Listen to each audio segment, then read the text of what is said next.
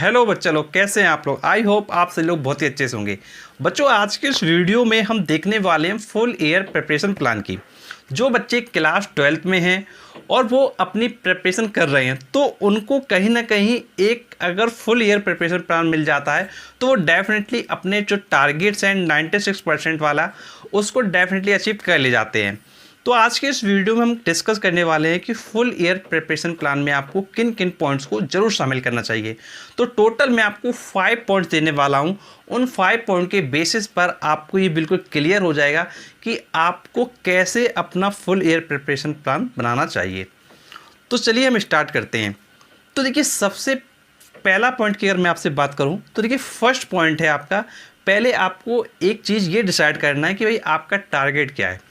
क्योंकि किसी भी प्लान को एग्जीक्यूट करने के लिए एटलीस्ट हमको टारगेट पता हो कि भाई हमारा टारगेट क्या है। तो देखिए, टारगेट आपको डिसाइड करना है कि भाई आपको कितना परसेंट लेके आना है। आपको 90% लाना है या आपको 95% लाना है, आपको 95 की जगह 98% लेके आना है या आपको 85% लेके आना है।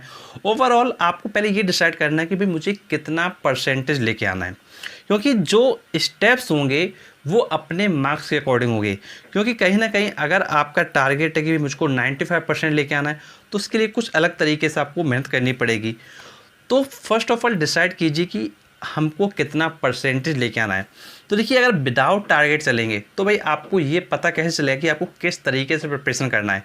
तो एटलीस्ट एक अपना टारगेट सेट करें कि मुझे एटलीस्ट इतना मार्क्स लेके आना है और इसके अकॉर्डिंग मुझे ऐसे प्रिपरेशन करना है। तो फर्स्ट ऑफ ऑल अपना जो टारगेट है, जो अपना एम है, जो अपना परसेंटेज का टारगेट है, उसको डेफिनेटली आप पहले क्या करें, डिसाइड करें।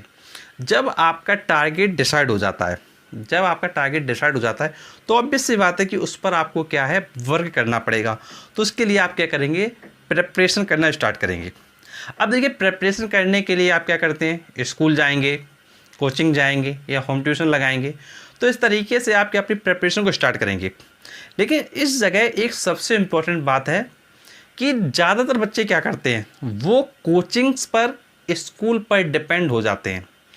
वो कोचिंग पर, स्कूल पर डिपेंड हो जाते हैं और उनको लगता है कि अगर हम स्कूल कोचिंग के बिना पढ़ेंगे तो हमको समझ में चीज़ें नहीं आएंगी। तो सेकंड पॉइंट आपका यही है कि आपको कभी भी डिपेंड नहीं होना है किसी भी पर्टिकुलर चीज़ पर। ना आपको किसी कोचिंग पर डिपेंड होना है, ना किसी स्कूल पर डिपेंड होना है, ना होम ट्यूशन टीचर पर डिपेंड होना है और ना ही किसी यूट्यूब चैनल पर डिपेंड होना है। ओवरऑल आपको अपने ऊपर डिपेंडेंसी रखना है। क्योंकि देखिए, एक चीज़ आपको ये समझना होगा, जितना आप अपने लिए अच्छे से वर्क कर ले जाएंगे, जितना अच्छे से आप प्रिपरेशन कर ले जाएंगे, उतना मेहनत आपके लिए शायद ही कोई कर पाएगा। तो देखिए, गाइडेंस की अगर हम बात करें तो देखिए, आपको गाइडेंस लेना सबसे चाहिए, कोई दिक्कत की बात नहीं है। लेकिन अगर हम कहें कि कल हम इसी चीज़ पर डिपेंडेंट हो जाएं, तो वो चीज़ को क्या है, अवॉइड करना चाहिए। क्योंकि परसेंटेज जो होता है वो आपके ऊपर डिपेंड करता है कि भाई आप कितना मेहनत कैसे कर रहे हो। अगर आप टीचर पर डिपेंड हो जाओ कि भाई टीचर हमको पढ़ा देंगे, हमारा इतना परसेंट आ जाएगा, तो भाई जो 96% वाले टारगेट हैं वो अचीव नहीं हो पाएंगे। बिकॉज देखिए, 96% लाने के लिए आपको ये सोचना होगा भाई 96% कैसे आएगा, 96% कैसे आएगा। तो देखिए, इसके लिए आपको क्या है, अपना एग्ज़ाम ओरिएंटेड स्टडी करना पड़ेगा। अगर आपको क्लास 12th में मार्क्स लेके आना है तो आप अपने क्लास 12th के सिलेबस पे फोकस करें। आप क्लास 12th के एग्ज़ाम पैटर्न को फॉलो करें। जब अपने क्लास 12th के सिलेबस को, एग्ज़ाम पैटर्न को फॉलो करेंगे, तो फिर आपके वहाँ से जो मार्क्स हैं वो आपको दिखाई देगा, आपको रिजल्ट अच्छा दिखाई देगा। और अगर आप रैंडमली प्रिपरेशन करते जाएंगे, आपको ये भी नहीं पता कि भाई सिलेबस क्या है, एग्ज़ाम पैटर्न क्या है, कौन सी बेस्ट बुक हैं, अगर आपको ये सब चीज़ें पता ही नहीं होगा तो भाई कैसे आप आगे एक अच्छा परसेंटेज लेके आओगे। लेकिन कई बार देखा गया कि भाई बच्चे क्या है, केवल डिपेंड हो गए हैं स्कूल कोचिंग पर। कोचिंग में जो पढ़ा दिया वो उस बच्चे ने पढ़ लिया और वो बच्चा सोच रहा है कि भैया मेरे 96% आ जाएंगे। तो इस सोचने से 96% नहीं आ जाएंगे। एक चीज़ ये समझना होगा कि भाई कोचिंग पढ़ रहे हो, अच्छी बात है, कोचिंग से चीज़ें सीखो, लेकिन ये भी एनालाइज करो क्या जो हमारे सिलेबस में टॉपिक्स हैं, क्या वो सारे टॉपिक्स हुए हैं। कहीं ऐसा तो नहीं सिलेबस के बियॉन्ड भी हमको पढ़ा दिया गया हो। जो चीज़ें सिलेबस में है ही नहीं, अगर उसको ही पढ़ा दिया जाएगा तो फिर क्या होगा। ऑब्वियस सी बात है कि मेहनत ज़्यादा किया बट रिजल्ट कम आया, तो भाई ज़्यादा मेहनत फालतू में क्यों करना, अपना जो सिलेबस है उसको देखना है, अपना जो एग्ज़ाम पैटर्न है उसको देखना है और उसी के अकॉर्डिंग हमको अगला स्टेप लेना है। तो 2 स्टेप मैंने आपको बता दिए। अब देखिए इसके बाद जो थर्ड स्टेप है, तो देखिए थर्ड पॉइंट है हमारा सेल्फ एनालिसिस। देखिए सेल्फ एनालिसिस ज़रूर कीजिए। देखिए आपने जो भी अपनी प्रिपरेशन करना स्टार्ट किया, चाहे आपने किसी भी सोर्स से किया हो, आप ये एनालाइज ज़रूर करिए, कम से कम आप मंथली एनालाइज करिए कि आपका रिजल्ट किधर जा रहा है। जैसे सपोज करिए आपने फिजिक्स पढ़ा या आपने केमिस्ट्री पढ़ा या आपने कोई अदर टॉपिक पढ़ा, आपने जिस सब्जेक्ट को पढ़ा है उस सब्जेक्ट का कम से कम आप मंथ में एक टेस्ट लेके देखिए। अब देखो आप अपने आप से खुद भी टेस्ट ले सकते हो। कैसे टेस्ट लोगे भाई, कैसे टेस्ट लोगे?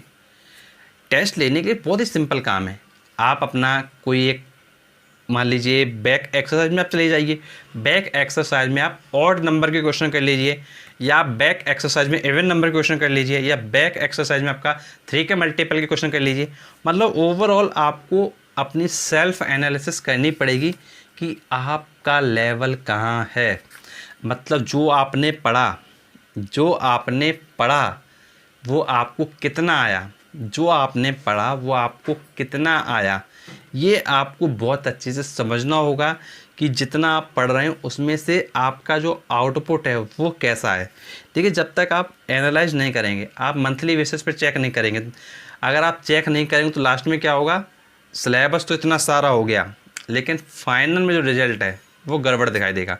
तो इसलिए सेल्फ एनालिसिस करना बहुत ज़्यादा ज़रूरी है आपके लिए, और सेल्फ एनालिसिस करेंगे तो डेफिनेटली काफ़ी अच्छे से आपको ये एनालाइज होता जाएगा कि भाई मेरा लेवल कहाँ जाना है। अगर आपका लेवल गड़बड़ हो रहा है, डैट मीन्स आपको अपना स्ट्रेटजी, आपको अपने पढ़ने का तरीका, उसको कहीं ना कहीं चेंज करना पड़ेगा।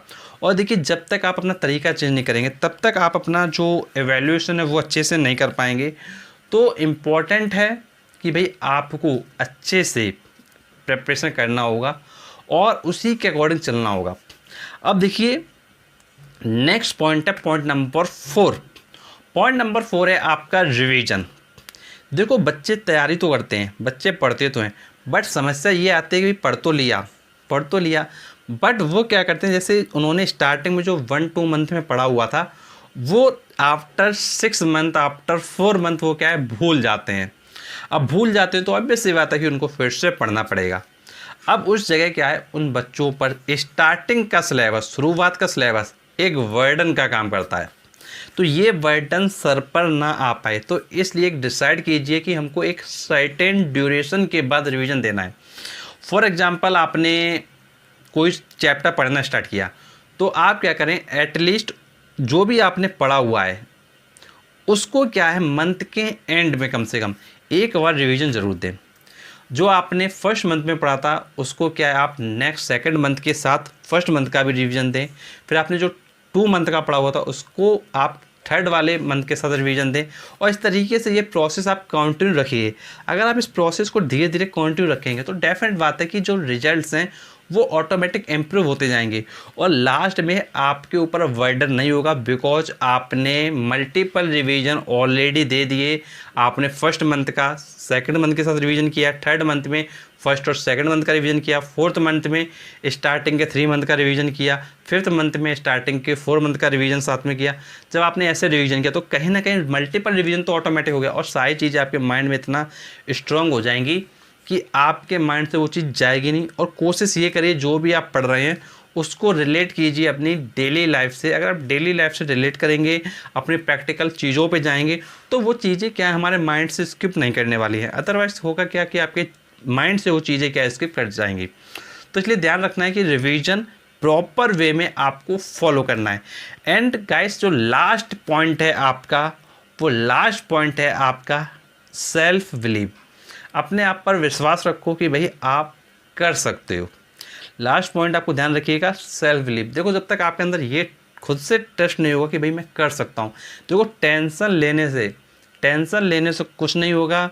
टेंशन लेने से सिर्फ क्या होगा, बर्डन लगेगा खोपड़ी पर। देखो चीज़ों को अगर आप एक बर्डन के फॉर्म में करोगे तो रिजल्ट्स नहीं निकाल पाओगे। और अगर सिलेबस को इंटरेस्ट के साथ करोगे तो डेफिनेटली जितना आपने सोचा होगा उससे भी ज़्यादा मार्क्स आप ले आओगे। तो इसलिए मैंने आपसे कहा कि भाई सेल्फ बिलीव रखो कि भाई मैं इन चीज़ों को कर लूँगा, और जैसे और बच्चे कर लेते हैं तो भाई मैं भी कर लूँगा। बस ये हो सकता है कि भाई कोई बच्चे को कोई चीज़ करने में 2 घंटे लगते हैं तो भाई मैं 3 घंटे में कर लूँगा, 4 घंटे में कर लूँगा। लेकिन अगर मैंने सोचा है कि भाई मुझको इतना परसेंटेज लेके आना है और मेरा टारगेट है, तो भाई डेफिनेटली हो सकता है थोड़ा टाइम कम ज़्यादा हो सकता है किसी बच्चे के लिए, लेकिन वो डेफिनेटली कर लेगा अगर उसने डिसाइड किया हुआ है। तो आपको ये जो 5 पॉइंट्स है ये मैंने आपको बताया, और इन 5 पॉइंट को डेफिनेटली फॉलो कीजिए और फुल ईयर इन चीज़ों को ध्यान रखिए, तो डेफिनेटली आपका जो रिजल्ट है वो आपको काफ़ी पॉजिटिव दिखाई देगा। और एक सबसे बड़ी गलती जो बच्चे करते हैं, वीडियोस को देखते हैं लेकिन कुछ भी नोट नहीं करते। आप में से काफ़ी बच्चे ऐसे होंगे जो वीडियो के सुन रहे होंगे और क्या सुन के छोड़ देंगे।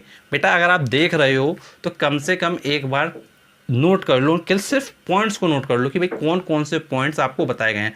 तो टोटल मैंने आपको 5 पॉइंट्स बताए हैं, एटलीस्ट उन 5 पॉइंट्स को नोट कर लो और उनको क्या फॉलो करो। और अगर कोई भी प्रॉब्लम होता है, कोई भी प्रॉब्लम आपको आती है, तो नीचे कमेंट बॉक्स में आप अपनी प्रॉब्लम को पूछ सकते हैं। और अगर आप हमारे साथ कॉन्टैक्ट करना चाहते हैं तो आपको डिस्क्रिप्शन बॉक्स में आपको फेसबुक पेज का लिंक मिलेगा, वहाँ पर आप पेज के लिंक पे क्लिक करेंगे तो पेज को आप जैसे ही लाइक करते हैं तो आपके सामने हमारा नंबर अपीयर हो जाता है, उस नंबर के माध्यम से आप हमारे साथ कांटेक्ट कर सकते हैं। और बच्चों हमारे जो अदर सोशल मीडिया प्लेटफॉर्म हैं उनके साथ अगर आप कनेक्ट होना चाहते हैं तो आप डिस्क्रिप्शन बॉक्स में जाएं और अदर सोशल मीडिया प्लेटफॉर्म से कनेक्ट हो जाइए, वहाँ पर आपको एग्जाम के रिगार्डिंग और भी अपडेट्स मिलते रहेंगे। और ऐसे वीडियोज़ के लिए आप हमारे साथ जुड़े रहिए, and thanks for watching our video.